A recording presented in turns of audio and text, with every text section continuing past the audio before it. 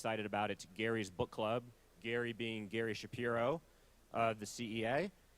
And today, I am delighted to be joined by Eric Taub. And I'm going to let Eric introduce himself and talk a little bit about what brings him here and why he wrote this book. And we're going to have a nice discussion about the book he just wrote called Does This Plug Into That? Simplify Your Electronic Life. So Eric, it's great to have you here. Why don't you tell us a little bit about your background? I know you have an extensive background in the tech industry, so you, I think, were an ideal person to write this book. Oh, yeah. Well, thanks very much. Is this on? Okay. There we go. Thanks very much. I have been involved in the tech industry for quite some time. I've been coming to this show for probably over 20 years. Wow. When the big thing was DVD, and everyone was very excited about that. And I've been writing about technology for all that time, mostly for the New York Times and a lot of other publications as well. And what I like to do in my work is to help explain technology to the average person, to the lay person. And we all know how complex and complicated these various subjects, especially with digital, can be. And a lot of people just can't figure it out. So I see my role whenever I write is to simplify everything, to make it clear, make it precise, make it easy to understand, and make it enjoyable as well. Well, I can attest, having read the book, you did do that with aplomb. Clearly, you have the background, and I think that it brings to bear, you've seen how things have changed, which I think gives you an excellent perspective in terms of how things have changed for consumers that are new to some of these technologies. I think you set the tone brilliantly. I'm going to quote from John Tudor, the beginning of the book. You say, quote, "Technology makes it possible for people to gain control over everything except technology." And I think that probably is pretty ideal summation of where we are right now. I mean, we've leveled off in the sense that portable connected devices are now, everyone has a computer they carry around with them, but people are astonished to realize that the books written about, or the manuals written about how to operate them are so arcane and difficult. I bet most people have no idea what's really going on inside those things. This is why the Geek Squad makes a lot of money. And this is why they're needed, because people can't figure out most of this stuff. It's as if in order to drive a car, somebody said to you, well, you have to know how to gap spark plugs and change your transmission control module. Of course, nobody does, and nobody expects to. Yet you're expected to know how to tweak your computer, how to change your preferences on your phone, how to change the settings on your Apple TV in order to get it not to stall when you're watching Netflix. And these things are just too difficult for most people who either don't understand it or don't have the time to understand it and are not interested in it. And I think what exacerbates the problem is the younger generation. I think this is maybe a dichotomy in the way things usually work. It's the younger folks that have grown up with these toys that know how to use them, and it's people who are successful in every area of their life suddenly feel inadequate because they can't explain or understand. And you mentioned in the book that you didn't necessarily write this, it's not technology for dummies. It's technology for people that are using the technology, and I think what you point out in the book repeatedly in each chapter is it's not necessarily just what you need to know, but what you don't need to know. Right, exactly. This book is not for most of the people who come to CES. This book is for the parents of the people who come to CES. The people who are calling you up all the time saying, my iPhone doesn't work. I don't understand. I need a new one. I can't turn on my television. I don't know why Netflix is constantly stalling. My mail stopped coming in. What do I do? And it was interesting to me because almost without exception, whenever I discussed the fact that I was writing this book, almost everybody said, I need that book. And what they were saying is they don't get it either, and they're flummoxed, and they need some kind of guide to help them understand, as you said, what they need to know, and certainly what you don't need to know. And there are a lot of things you don't need to know that people are trying to tell you all the time, right, and confusing people. Right.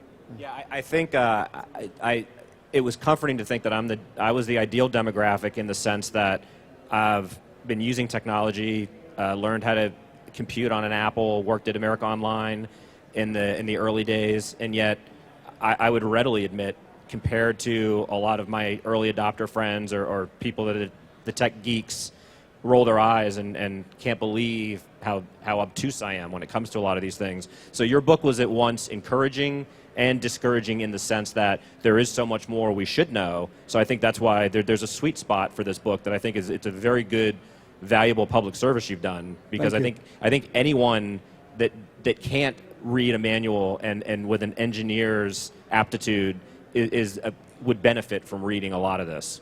Well, if I may, let me give you two examples I quote in the book of things you don't need to know and shouldn't have to know. Here, and I'm quoting from actual consumer manuals that are given to you when you buy consumer products. Here's one for a router that everyone is expected to have in their home now. This is what it asks you to choose when you're setting up home security. You should choose between the WPA PSK parentheses TKIP mode or the WPA PSK TKIP plus WPA2 PSK AES method of security. Who knows what that means? Nobody. And nobody should have to know what that means. Here's another example from a television instruction manual from one of the biggest television manufacturers in the world. And this is helping you figure out how to set up the color rendition on your screen. It describes what video color space is, and it says, video color space, XV color, displays moving pictures that is more faithful to the original source by matching the color space of source. Setting is fixed to normal when the input signal is HDMI, RGB, even if XV color is selected. I have no idea what they're talking about. And I don't think anyone should have to know what they're talking about. It almost makes you wonder if they're putting that in there to see if anyone's paying attention. Is anyone to call us on this? Well, you know, I've seen this for years because I wrote, by the way, I've written 2 other books. The first one I wrote was explaining the process of a car. It was called Taurus, the making of the car that saved Ford. And I thought that people would be interested to know how cars are developed, marketed, engineered, designed, if they could understand the entire process. Another book I wrote is about the making of motion pictures, how films are made from start to finish. But when I was researching the book on Ford, I spent a lot of time in Detroit, and one of the chief engineers said to me, how do you think we decide where to put the opening for the air conditioner on the dashboard? And I was thinking, well, they probably research, and they ask people where they would like the air to come out. And he said, here's how we decide. Wherever it's easiest for us to put the ductwork behind the dash, that's where we put the opening for the air conditioner. So this entire design of the car is being driven by what's easiest for an engineer to figure out without any regard to the consumer. I don't think that's true any longer at Ford or any of the manufacturers, but I think I know you still see that today in electronics, where you have, for example, designs that are unattractive because engineers are designing them, manuals written in English by people whose first language is not English and who understand all of this work implicitly because they're engineers. And they don't realize that most people don't understand what they're talking about. So what I do in the book is strip away all of this extraneous material. And I say, for example, if you want to set up a home network, here are the 3 things you need to do. Here are the 2 things you need to figure out. This is the type of technology you need to look at. If you want to plug in a home theater system, here's what you need, here's what you don't need. Don't even think about this stuff. Just think about this one thing and you'll get it done. Yes. One of the things that struck me as I was reading the book over and over again, it kind of came clear to me that so much of this isn't intuitive. A lot of technology, as you mentioned, is driven by engineers. So we've learned how to use a lot of these devices by muscle memory, and it doesn't make sense. You couldn't, in layman's terms, explain, well, clearly this is why this plugs into that, because it makes sense. It's you put it in the back or you put it in the front, and there's no real logical process behind it. I think one of the best examples that you give is that one of the myriad reasons Apple is so successful is they make it so easy and make it seem intuitive. Certainly if you pull the curtain back, there's nothing simple about any of these processes, but Apple appeals to people because it makes them feel smart. You're right, and they make it easy because they look at how people function in the world and they mimic what people expect to be able to do in the way they create the functions on their devices. So for example, when you want to expand the size of a picture, it makes sense that you separate your fingers. When you want to contract something, it makes sense that you go like that. So that's not a difficult thing for people to figure out or to remember how to do. You know, I remember that a family member of mine 10 years ago would roll her eyes when her husband could no longer use the television remote. Now, 12 years ago, now 12 years later, she calls me up and says, "Are you going to Costco in a couple of days?" And this happens more than once. And I've said, "Well, yeah, but why?" She said, "Well, I need a new television. Could you get me one?" And I've asked her, "Well, why do you need a new TV?" "Well, it doesn't work anymore." "Well, what's wrong?" "Well, I don't get any picture." So I said, "Well, wait a minute." Now I go over to her house and find out that what happened is she doesn't get a picture because she inadvertently pushed the input button on the remote, and instead of being at the HDMI setting, she's now at the the video setting. Right. So I fixed that. I explained, "Don't push that button." And she says, "Okay, I got it." A week later, she calls me up and says, "TV's broken again. I don't know what's wrong." And the fact, it's not her fault. This is a woman who's older, but the device she's trying to use is completely non-intuitive. And I'll elaborate on that. So I have a rule with my father, who I feel like a genius when I'm around him. When I'm around my nephew, I feel like an idiot. But I have a rule with my dad: only use this remote. I want to, put a tattoo on. Do not ever try to change the volume with this. And this, he's a scientist. He's a geophysicist, and he always will call me in basically the same scenario. The TV's broken. Well, it's not broken, but he can't figure out, because it isn't intuitive. Well, clearly the input means that's this, and why do we need all these remotes? And you dive into that a little bit too in terms of universal remotes. I was really intrigued. I have a lot of friends whose opinions I value, who have told me, I'm an old school audio enthusiast, so I have the 5 remotes for the different components. All of them feel I should get a universal, and I've resisted that. But you point out some compelling reasons why that might not be the best solution. Well, in terms of mechanical universal remotes, I have not found one that actually can substitute for the 5 remotes that I have on my coffee table. Because when you need to have a multitude of functions, they need to be available when we're talking about a mechanical device so that you can get to those functions. When you use a universal remote, a lot of the things you want to do on one device get relegated to a menu 5 steps down. So if you want to turn on your DVD and you're using, say, the television remote that might have a screen, you've got to go down to another menu to get to the DVD functionality. Even if you set up macros so that all of these things happen at once, you can't always have everything happen at once that you would like to. So I've not found one that works. I think that we're starting to see some new approaches to this now with voice recognition. Yes. And learning that, Samsung is showing, Panasonic is showing, which I think they're starting to begin to crack the code on how to make this whole functionality much easier to use. I know my wife, who's a very intelligent woman, before I left to come to CES, said to me, "Make sure the television is ready to be viewed so I can watch it."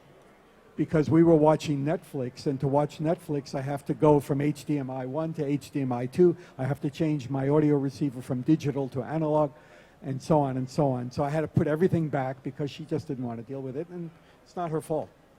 So let me ask you, is one potential setback of investing so much time and energy into a book like this, since technology is changing so quickly, is technology going to outpace the revelations in this, or are some of these findings, in your opinion, the more things change, the more they stay the same? Well, I think that's an interesting question, because I considered that a lot when I was thinking about proposing to write this book. So I thought, well, I can't write a book that's out of date in 2 months.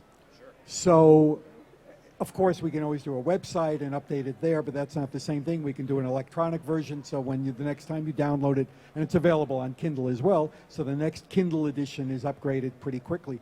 But in terms of print, what I wanted to make sure is that it had some value over a long period of time, and I did that by speaking a lot in generalities, in principles, so that when you read the book, you'll get an overall sense of how to look at the issue rather than looking at specifics. So you'll say, okay, now I understand that I need to look at it in a different way. I need to find the simplest solution, whether that's something we're using today or something that's not yet been invented. Right. Well, that brings us to the million-dollar question, which is, what is the single most important thing that people should know? I know this now because I read the book, but what is the single most important thing people should know when it comes to a device and how to troubleshoot a potential problem? Well, the funny thing is, I've found, whether I'm using a computer, an iPad, a television, or an iPhone, that often the thing that works best when something stops working is to pull the plug. Pull the plug, hit restart, turn it off, do a hard reset, and it works almost every time. I was using an Apple TV to get Netflix, and it stalled and stalled and stalled. I restored the settings, it stopped stalling. I pulled the plug, it stopped stalling. In the end, I had to do one more thing in that case. But generally speaking, pulling the plug on an electronic digital device is the easiest and probably most effective thing you can often do to get it to work again. And the thing I had to do on the Apple TV was, even though I had done all of that and the stalling and freezing was dramatically reduced, I finally got it to stop by switching the band I was using on my wireless router from 2.4 to 5. And I know, and I write in the book, that the 5 megahertz band has much less interference, and it doesn't compete with your neighbors and the microwave and so on. And I had to try it to find out. Now that I switched from 2.4 to 5, I have perfect high-definition streaming from Netflix. So if you're having problems, try that. See if it'll work. Try that first before you pay for Geek Squad. Yeah, or throw it out the window. Or suffer the indignity of your smart nephew. I was going to say when you were talking, maybe that quote you used earlier, the engineer speak, maybe the translation of that is turn it off and restart it. And they're embarrassed to admit that it's that simple. It could be. Make it look more complicated. Yeah. Another thing that I learned reading this book, I know there's been some controversy about lighting standards with the old incandescent light bulbs. It was really a revelation to think, you put it in black and white terms, that the light bulb essentially remained unchanged from the time Thomas Edison invented it. But in recent years, there's been some radical advancements and also some controversy, and you do some work to clear that up. You know, it's interesting for me because I like to follow industries that suddenly are undergoing radical change, which is what really intrigued me about the switch from analog to digital television about 12 years ago, and I started being the HD TV writer for the New York Times, explaining what this was all about. And then lighting has followed a similar trajectory. It's gone from a simple analog device, a glass bulb with a filament and a gas, which is the same thing that Thomas Edison invented, to becoming a digital device that is not mandated by the government. And a lot of people, I think, misunderstand the fact that we're switching from standard incandescent bulbs to compact fluorescents and now more so to LEDs, only because the government has set efficiency standards. They have not outlawed incandescent lamps. They have said if you want to continue manufacturing incandescent lamps, they have to meet certain standards of life and efficiency, energy efficiency.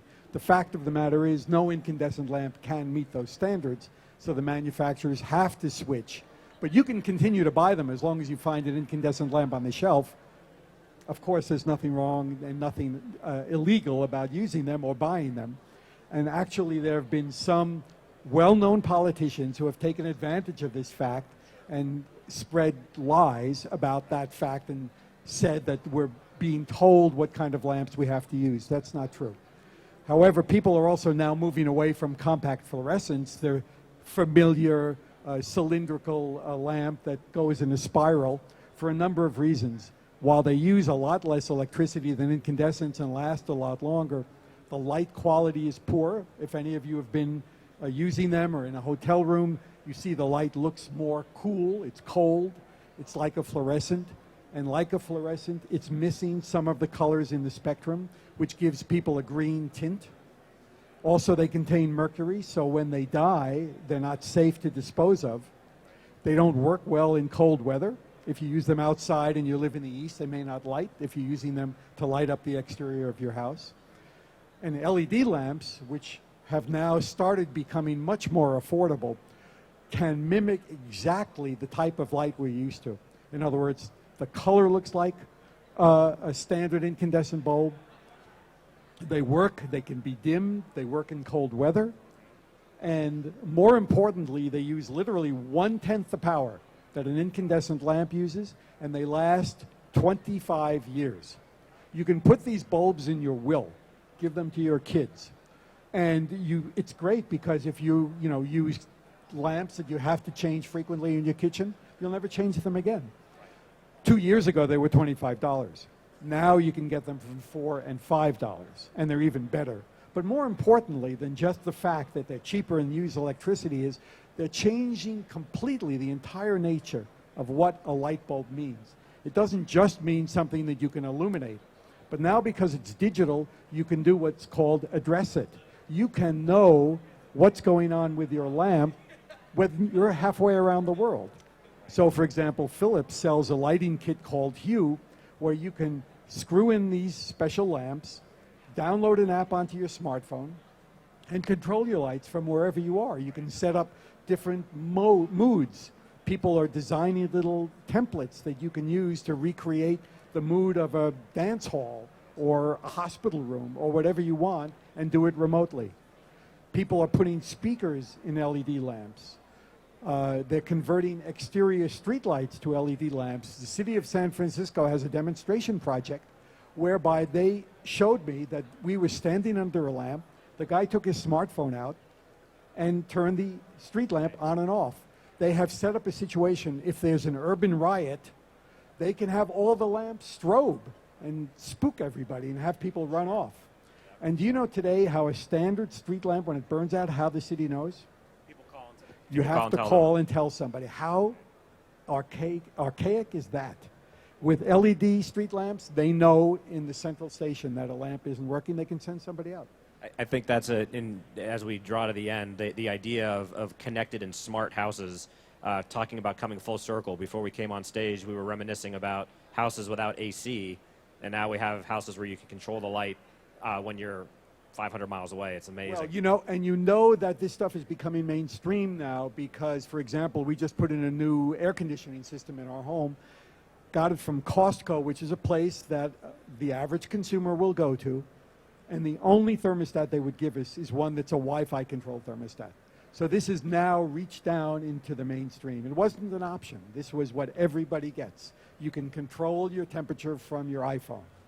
And what we're looking at now, and I address this in the book as well, is we're not just talking about a connected home or a connected car. We're talking about connecting everything.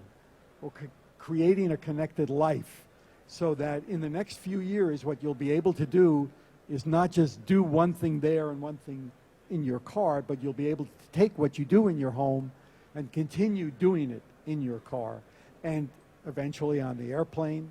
And when, I was just talking to some people at Ford, and they're looking at how you'll be able to set up your console in your car and your dashboard to look the way you want it. And when you rent a Ford car at Hertz, it'll look the same way your real car does at home because it will know who you are based on your key. You can have your XM presets transferred to a rental car or somebody else's car because all this information will go to the cloud and come down to another space. Excellent. Well, I guess in closing, I would say that, as usual, enlightenment is liberating. And I having read the book, incredibly enlightening, incredibly helpful. I'd recommend anyone who's at all intrigued or flummoxed by some of these issues we've discussed to get a copy. And Eric will be signing copies of his book for the next hour over on our platform over there by the FedEx sign. So I encourage everyone to come check it out, get a book, and let him sign it. Any final words in closing? No, I think all I can say is just keep it simple, and I think you'll be a happier person. Indeed. Well, thanks so much for Thank you very writing much. this book and shedding some light. Thank you.